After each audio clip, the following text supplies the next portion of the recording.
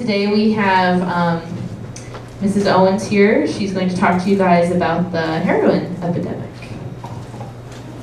Okay. Hi guys, I'm Trooper Owens. I'm the Community Service Officer out of Troop E, Erie.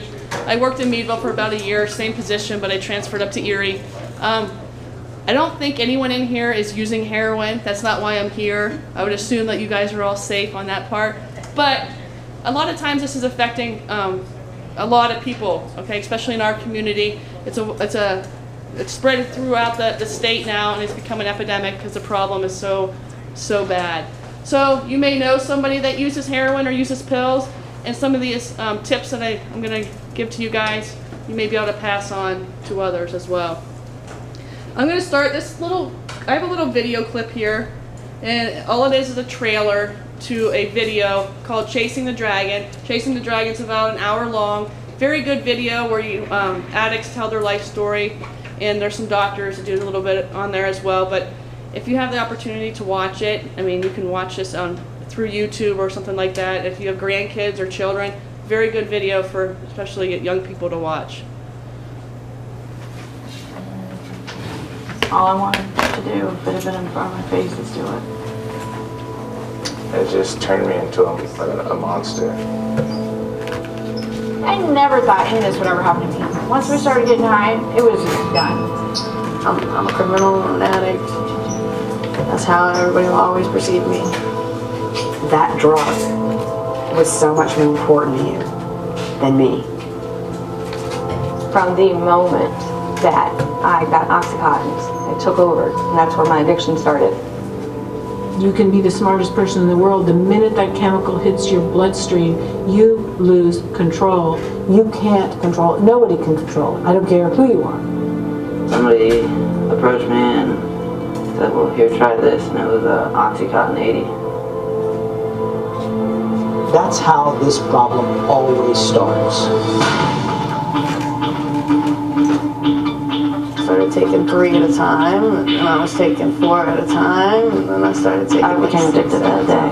When you're getting high, it's not just a drug. $500 going to dope. I'm addicted to felony at the age of 18. I had maggots in my leg. Turned to prostitution. Stealing from my family. Married, mother of 3, and I'm tripping. Take you to hell and It's back. not just a little pill. It takes control of you. I started using heroin. The same heroin that just killed me. You can't go back and say I'm sorry. It will win. It will get you. Her sister found her. Died in her I sleep. lost my daughter. She's dead. And that was the end. This is the largest drug epidemic that we have ever faced. Being addicted to opiates is like chasing a dragon. You're constantly seeking that first high. But what's going to happen if you actually catch it? Like I said, that's a really powerful video. If you guys have time, I recommend watching it. Grandkids especially, middle school, high school age, make them sit down. If you guys, you have children, make their children sit down, watch this video. All right, so we're going to go into a bunch of stuff here. At any time, if you have any questions or any stories, just go ahead and interrupt me, okay? Because I'm learning from you guys as well, too. So what we're going to do, I'm going to try to give you guys a better understanding of what heroin is and how it's become an epidemic in Pennsylvania, how it's used and what it looks like, the effects long-term and short-term, why it's so dangerous, what we're trying to do about this problem, and how you can get some help. All right, there's some prescription opioids or opiates that you guys may recognize. I'm not going to go down through all of them. I'll just hit some of the ones that you know. Hydrocodone, everyone knows pretty much what that is, the Vicodin, the morphine, and the oxycodone, Oxycontin, Percocet, that type of stuff, and then also the fentanyl. Those are things that we're seeing in the police field. EMS is coming into contact with this stuff as well. And you guys may have some of these drugs at your house, which doesn't mean that they're illegal. You may have a prescription for them. So some of these names may ring a bell to you guys. All right, what is heroin? It's a highly addictive drug derived from morphine, which is obtained from the opium poppy plants. It's a depressant that impacts the brain's ability to perceive pain while affecting the brain's pleasure systems. It's the most rapidly acting of opiates. It's a Schedule I substance under the Controlled Substance Act due to the high potential for abuse. When they list these drugs in different schedules, they go by how addictive these drugs are. So Schedule I would be the most addictive drug, which this is what heroin is.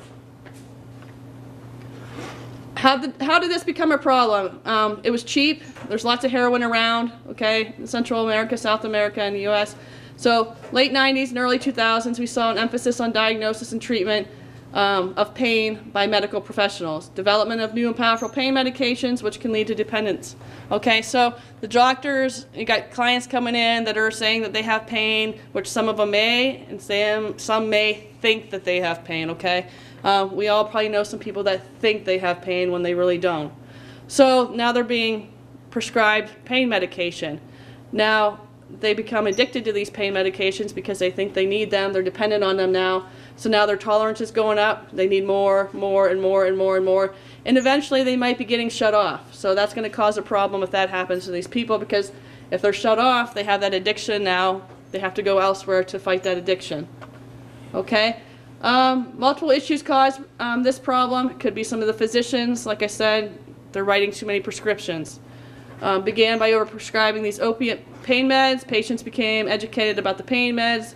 There's also people that have lack of understanding of the addiction potential with those medications, so they're willing to take them because they think, oh, the doctor prescribed it, it'll be okay. Or else they're under the impression, oh, I won't become addicted, I can get off of them. Take them for a short period of time. Lack of understanding of how, like I said, how addicted they are. Lack of responsibility utilizing other types of pain management essentials. Just because you have pain doesn't mean that you need a pill. There's other ways, obviously, to manage pain, and some people aren't willing to do that. Some doctors aren't willing to try that either. So that became a problem.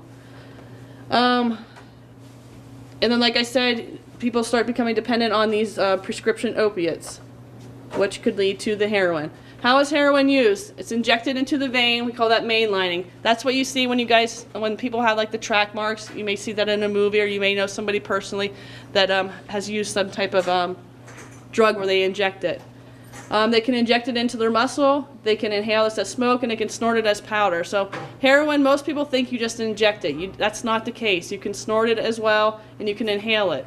Okay, and like that movie said, this is affecting all walks of life. It's just not your certain people that have grown up in families using drugs, or families that are of low income, or people that don't work, stuff like that. It can affect anybody. It can go from police officers to doctors to your business owners to the people that that have never held a job and have come from families of drug use from generation to generation. So it's everybody.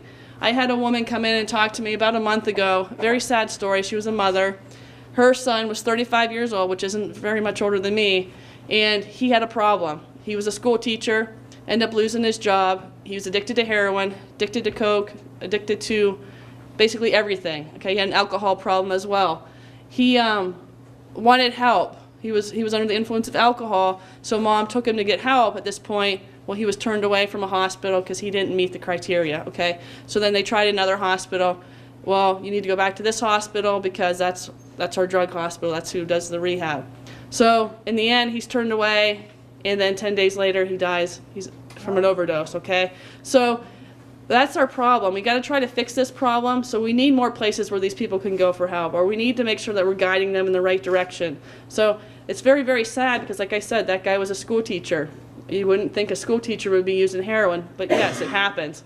He, in this case, he would smoke it or snort it, so he wouldn't have those track marks. So those weren't visible at school when he's teaching to the other staff members.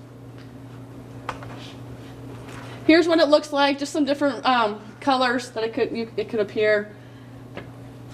And heroin could look like other things too. So just because you see something like this doesn't mean it's heroin, okay?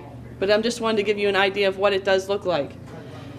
Usually they have it packaged in little tiny packets, envelopes, baggies, something like that, okay?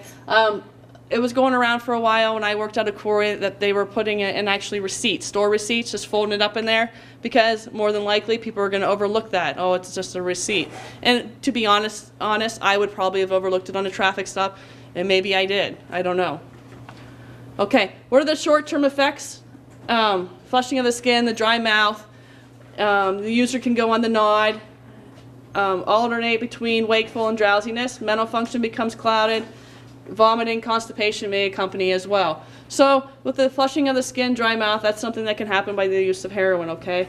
You may go on the nod, which means you may fall asleep just out of the blue, okay? I had a case where I arrested a woman. She wasn't on heroin. She may have been on heroin too, but the reason what I saw the signs was she was on some type of opiate medication pill, okay? So I took her in, I had her fingerprinted, and we have them standing up as I'm processing them, and I'm holding her hand on the machine, and she's falling asleep.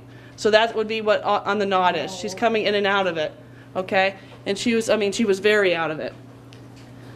They could, obviously their mental function becomes clouded. They might have no idea what's really going on, kind of, or slow, lethargic acting.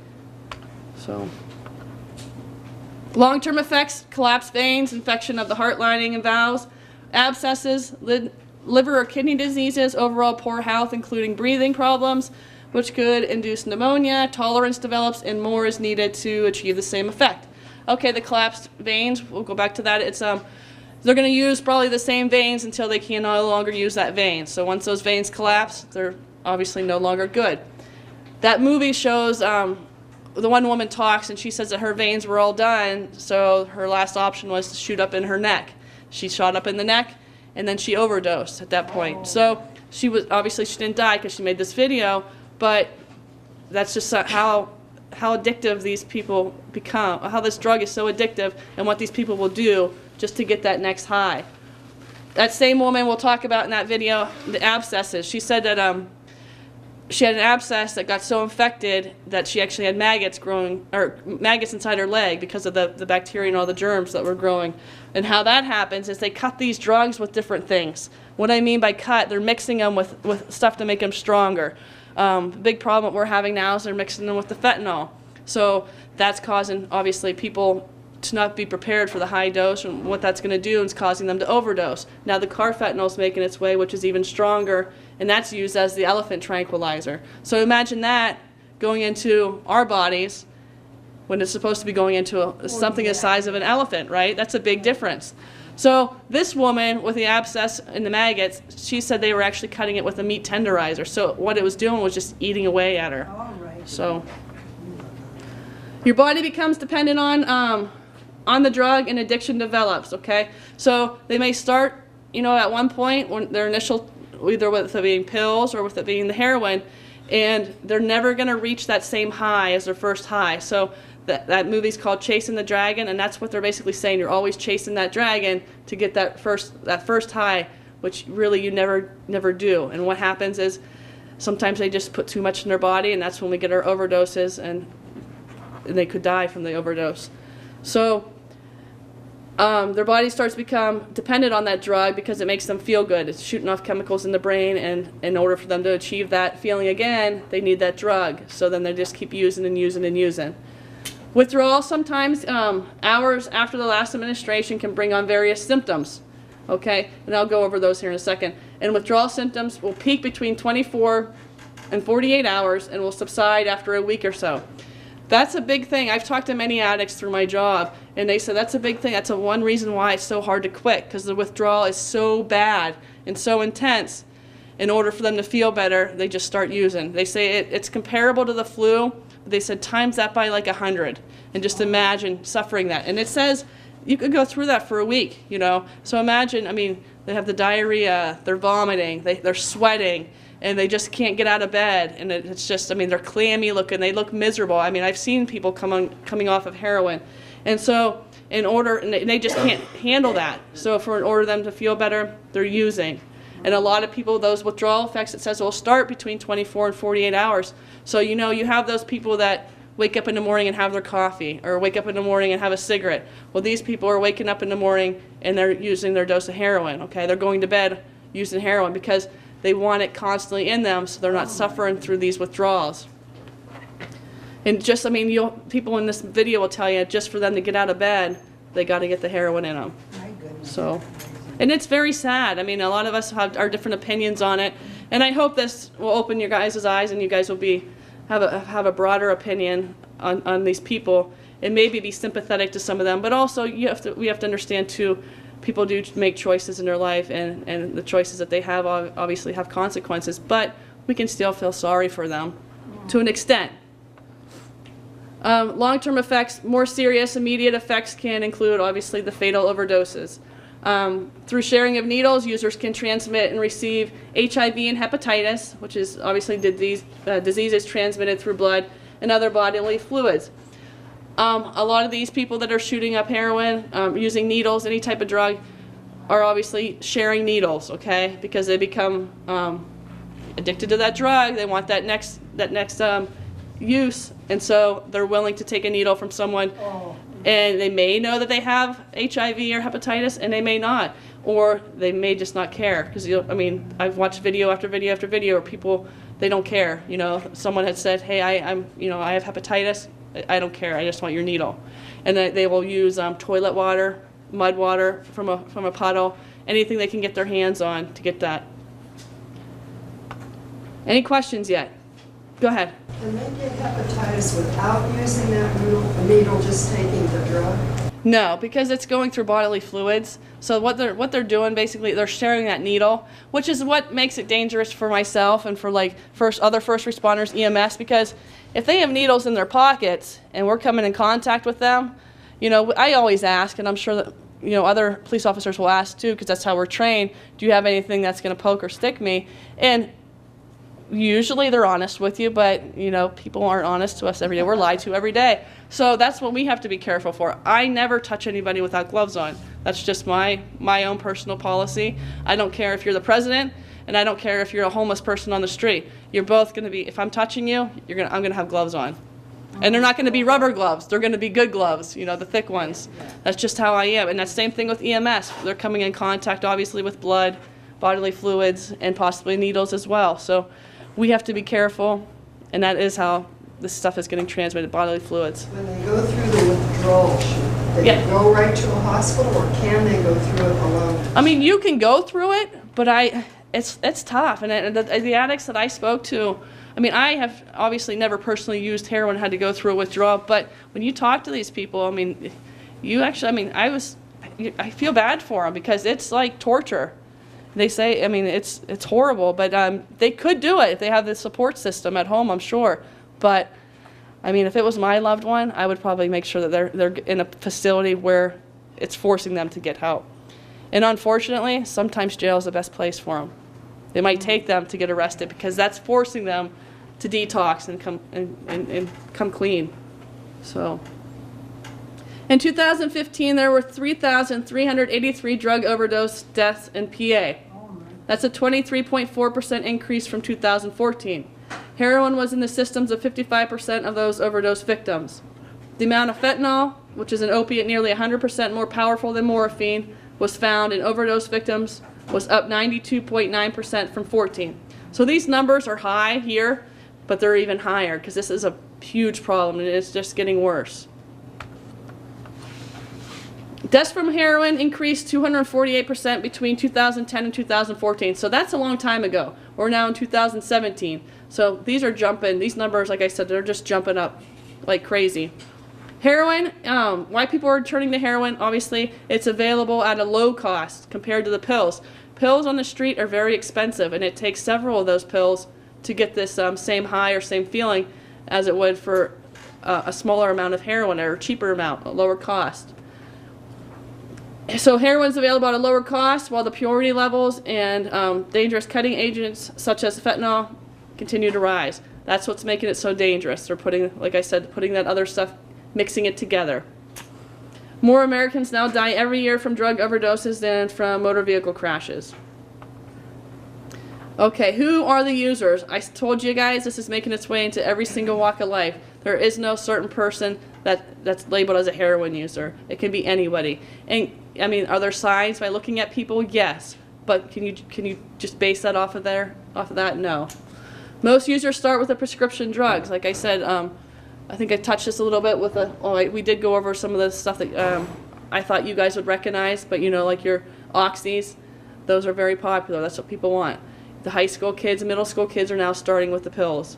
Not just, I mean, this is something that's been going on, but now it's becoming more of a problem, unfortunately. And that's what scary part is. It's probably going to lead to these kids using heroin too if they haven't already.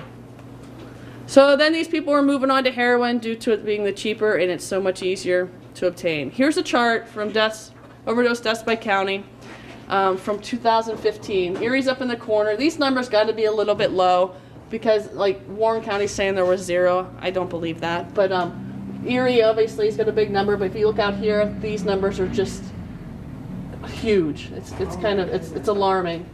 So it's more than 100 where these reds are. So Montgomery County or Allegheny County is really high. So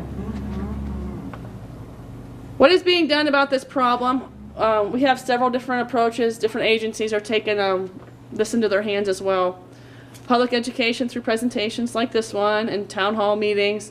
The state is working with the current and future medical providers to suggest prescribing guidelines, which I know that's in effect. My mom works in the medical field, my sister works in the medical field, and they kind of fill me in. They have new programs now basically to try to prevent people from what I call doctor shopping. So you may go to Dr. Smith and say, hey, I got some problems, I need pain pills. So Dr. Smith writes you a prescription for Oxy. And then you go over to Dr. Jones and say, I got some pain in my back, can I get some pain pills? And before, Dr. Jones would be like, okay, yeah, I'll write you a prescription. And there was no way to see that Dr. Smith already wrote him something. Now they have to enter this stuff into a database. So when they go to pick this medicine up, they're going to get red flagged and be like, they're going to get denied, which can cause people obviously to be a little angry. So, but at least they're making some guidelines to try to prevent this problem from happening. Are there ways around it? Oh, I'm sure there's ways around everything. So what is being done about the problem? Increased use of the Narcan. The police, fire, EMS can carry this and administer the drug. It is also available to anyone. There's a standing order, so you can go to Rite Aid wherever you need to if you need a Narcan kit. Centers of excellence for treatment being expanded, so different ways to get help. Does anyone in here know what Narcan is? Have you guys heard of Narcan? Yeah? Okay. Narcan is something that we have to carry it, and then what it is, it levels you out when you overdose. So if they have an opiate overdose, you administer the Narcan if you have a kit available, and it's going to bring them to that level again and bring them back down. They then need medical attention, okay? They can't just go on about their business and expect to be fine. You then need to go seek help from a hospital or call an ambulance or something because they need to be observed then at that point. We had a case when I was in Corey. What happened was they had a drug overdose and they had a Narcan kit at the house. Buddies of him gave him the Narcan and then they all went to sleep. They wake up, buddy's dead because they never seek that additional medical attention. Now these Narcan kits, there's different opinions all over the board on these things. And I'll be honest, my opinion it has changed. When they first came out, the police were hesitant on, we're just enabling these addicts in using. If they have Narcan, then they know that they can be brought back and they can test it, basically. Test what they can withhold with heroin and with their pills. And then a lot of the guys just didn't think it was right. And I'm sure the EMS was like this too. And then when I became a CSO, community service officer, a little over a year ago, and I've been around to quite a few meetings, drug meetings, talking about this heroin stuff, listening to other people talk. And a woman was addressing the group, and she brought up a good point. And she said, what if that was your kid? And I said, you're exactly right. What if that was my kid? So my opinion completely changed on the views of Narcan. Do I think it enables people? No. Do I think it's a good tool to have? Yes. Would I have it if my son was a heroin or an opiate addict? Absolutely. Because as a mother and as a father, who in here has children? Anybody? All of you guys probably have children. Okay? You guys would more than likely do whatever it would take to save your child's life, correct? So whether they were a heroin addict or they were an NFL football star, you still want your child alive, okay? And that's the way I feel too. My son's 5 years old, so hopefully I don't ever have to worry about that problem, but I have a little bit of time. But I would do what it took to make sure that he stayed alive. So if say this is his, fourth time overdosing on heroin, well, this is the fourth time, and I'd be like, you know what? Maybe this is going to be the time it's going to save him. So that's why I believe Narcan is a very good tool, and I'm glad that there's programs out there that are supplying these kits to people that may need it and that may not have access to it or may be afraid to go and get a kit. So that's my opinion. Everyone can have their own opinion, and that's what's so great about this country because we all can speak what we want, right? So that's my belief. What was the name of that again? It's called Narcan or naloxone. How do you spell that? N. Are you ready? Yeah. Naloxone. O-S. O-N-E. O-N. Yep. It's right up there on top. Oh, there. Yeah. Right on the top line. N-A-L-O-X. O-N-E. Yep. A-L-O-X-O-N. And what's unfortunate, I mean, there's people that are overdosing. People are finding people, you know, in restrooms at like Sheetz or Country Fair. And some people do carry these kits. Do I have one in my personal vehicle? No. But we have them at work? Yes. So, but they are available to get if people need them. Okay. So then there's another thing that comes up. Is it a choice to use heroin or is it a disease? I think it's both. Okay. I'll go over my opinion and you guys can decide what you believe, or maybe you guys are on board with me. The choice part of it would be what happens to the people. Does everybody really understand when they go to use pills or use the heroin? Do they know what the whole potential is? Well, you guys are probably like, well, duh, there's information out. You guys are putting information out about heroin and all this stuff. But do people actually, when we get to some of the younger generations, do they actually listen to what we say to them? Not all the time, not most of the time, I should say. So are they really understanding of what could happen to them down the road? And like I said, a lot of them are in denial. That'll never happen to me if I just use a few pills here and there. I can get off of them. And then what happens, 2-3 years down the road, they're still using them pills. And then they get shut off. Where are they going now? Probably to heroin. So like I said, they get prescribed that medication. Do they really have that clear understanding of what could happen and how quick this could snowball down? Is it a disease? Yes, because this does take over your brain. It does trigger different things. Your brain changes a little bit once you start using these drugs. Drugs can alter important brain areas that are necessary for life-sustaining functions and can drive compulsive drug abuse that marks addiction. So how do the parts of the brain communicate? The brain is a communication center consisted of billions of neurons or nerve cells, and these nerve networks coordinate to regulate everything that we feel, think, and do. Everyone kind of understands that. So now, how do drugs work in the brain to produce pleasure? We have something called dopamine. Dopamine's a normal chemical in our brain. We all have it. It helps us move, feel emotion, and pleasure. And then these drugs target the brain by flooding it with extra dopamine, okay? So now we have too much dopamine, which causes that high effect, which then reinforces the brain that they need to repeat that behavior, which would be that drug use, to get that same effect. So for them to get that feel-good effect, they're going to keep using. Okay, when the brain is overstimulated by the drugs, it stops producing the normal amount of dopamine. So then the lower amounts of dopamine cause people to feel that flat, lifeless, sluggish, depressed, and unable to enjoy things that they may have had pleasure from before, So then that person needs drugs to function and feel what they would consider normal again. So then bringing that dopamine levels back up, they would have to use their drugs to do that. It causes a vicious cycle, and it just keeps on going. So also the person will often need to take larger amounts of the drug to produce that familiar dopamine high because they build that tolerance. All right, who can we contact if we need help? If someone has taken drugs and they're unresponsive, obviously we need to call 911, okay? You can try the Narcan kits too as you wait if you have them, but we need to call 911. And then you can contact your county drug and alcohol office for treatment information. I know Crawford County is very good, very active with their community, so you guys are fortunate here. You can also visit the websites that the Pennsylvania is putting out through the health department. And then there's that. We can go over as many questions that you want pertaining to this. We can go hit some questions on other things. I go over it quick just to give you guys enough time to maybe share a story if you know somebody, whether it be a close relative. I've done these presentations at several senior centers now, and I've had a couple of recovering addicts in the classes, which is kind of nice to hear those stories because you don't hear a lot of positive stuff when it comes to drugs. So that was good to hear those. But go ahead. Is it a good idea, in your opinion, for, they're trying to get off of it, to take Suboxone, or will that counteract it and make them addicted to that? Well, that's kind of like how people may feel on pain management, okay? There's two two ways you can look at that. Okay, the Suboxone, at least, and the methadone, at least you know they're alive, right? So if it's a family member and that's your only option, would I take it for a loved one? Absolutely, because I know they're staying alive. But can you also be arrested for DUI using that stuff? Absolutely. I've had people leaving methadone clinics under the influence that are worse than people, you know, driving drunk. Or they're still driving impaired at some point. And I have arrested people for DUI when they're underneath that stuff. Okay?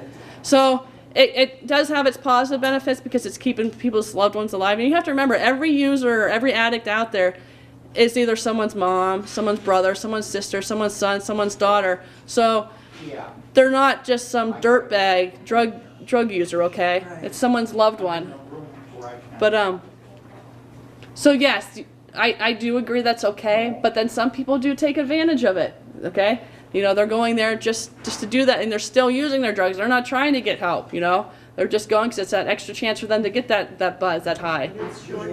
Yeah, well, there's people that will stay on that for years. Years and years and years. Well, but that's like I said, it's just a different way to manage their addiction. Go ahead.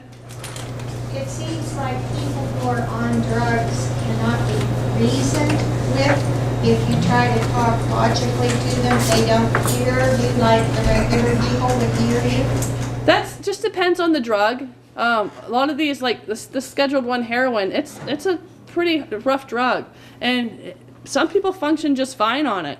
But then others, I mean, they can't. Just as how your body handles it. You know, a lot of people will smoke marijuana and they function they go about their day just fine. And then you got people using meth or using bath salts or using heroin that, holy cow, you want to stay away from them. You know, you have no control over them. So it just depends on, I guess, the dose, how much they're taking, how their body tolerates it. Okay. So, I mean, I've dealt with people that are under the influence of drugs at work, you know, in incidents and stuff. And they do listen, but then like you said, I've had people that are very combative, too, and don't understand, and maybe they won't remember, you know, the next day or in a couple of days of what took place, and that can be scary. So, any more questions? Go ahead. The church that I go to is on the corner of North or South Main. And Country Fair is right kitty corner across from us. And it's known that drugs are dealt there. I guess I know on my own story, the dumpster at our church is right in the corner of the church in the back. And one of the neighbors across the parking lot from us, when I came in one day to work over there at the church, he came running out and he says, "Come to the dumpster with me. Somebody dropped a backpack in the dumpster." So we went to the dumpster and he pulled out the backpack, and the main zipper pocket was empty, but there was a pocket in the front and it had at least 6 to 10 packages of marijuana. Okay. As we were looking at the bag, he saw this guy coming down the alley from my Burger King. And so we dropped it back in the dumpster, closed the dumpster up, and went into the church. And the door was locked all the time in the church. He went to the dumpster, picked up his bag, and went directly across our parking lot and across the street into Country Fair. We called the police and they came, but they came to the church. Okay. And there were like 3 cars that came screaming in there. And we told them that he had gone across the Country Fair, and they didn't go over there. They kept questioning the neighbor, asking if he was sure it wasn't his marijuana that was in there, and you know, just they never went over to the Country Fair, and I wondered why they never did that. I'm not sure, because I wasn't there, so every police officer does stuff a little bit different, and that's a whole different department from us. I'm not sure. Maybe someone did go there and you guys didn't see them. I don't know. Maybe they kind of had an idea of who it was and went to another location, or maybe even they already have wind on this guy and someone's already watching him and they're building their case. It's just hard to say. They're looking for the person who gave this kid this marijuana to sell, you know. Yeah.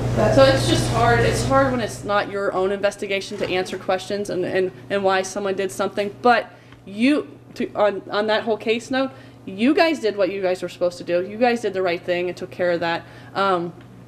I thought you were going to come up and say there were needles in it. So, but Well, there could have been. I mean, Yeah. we only just unzipped it real quick, looked in there, Just looked in. and we could see these plastic bags with green stuff in it. And that's what somebody at the church said, well, how did you know it was marijuana? I said, well, it was a little plastic bag with green grass in it. Yeah. It looked like who grass. puts grass in their book bag? Yeah. But there could have been other stuff, you know, we just didn't have time to look because he was coming back. Yeah. And I figure if somebody's selling it, he's probably got some type of a weapon on him. And that's a good possibility, so you never want to confront them. Yeah, so after that, for about 2 weeks, every time I go out to my car, I'd go real fast to make sure I got it unlocked. Yep. Just the driver's side door I unlocked, and then some things would come in. But I'm thinking, you know, why didn't they go over? They had 3 police cars that came. Why didn't one of them at least go over to the country fair? And I know the country fair here in town. I think they have a security guard there at nighttime, I believe. I've seen one there when I was off duty, but I don't know what the whole thing is, what their interaction is with that individual that works there. But just, I mean, I guess to look at it as a whole, I've had people say, well, Meadville's really bad. It's not just Meadville, okay? It's all over. So whether it be marijuana or whether it be heroin, it's all over the place. You may just hear about it more in Meadville because you live here.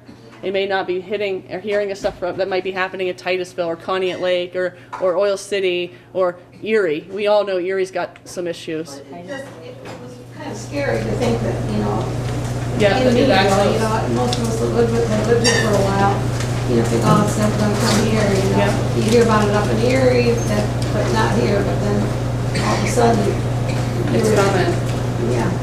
And it's here and it's been here. We just are now just seeing it because it's so bad and the overdoses are just so high and it's ridiculous. I mean, I talked to another trooper up in Erie and she said she had a death investigation with an overdose and the coroner told her they're averaging up in Erie County basically 30 to 31 a month, which would be one death a day from heroin. So that's just deaths. That's not counting the overdoses that law enforcement they're responding to. I'm sure if you guys have scanners, you guys hear them on the scanner. I know Erie City runs all over. I've heard them talk about having 20 to 30, you know, overdose incidents a day within a 24-hour period. Not that they're all dying, but it's still considered an overdose. So, and then people will ask, well, why don't you guys arrest them for that? Well, we can't, okay? It's not illegal at that point to have drugs in your system, unless, obviously, if you're behind a wheel and we pull you over, you can be charged with driving impaired.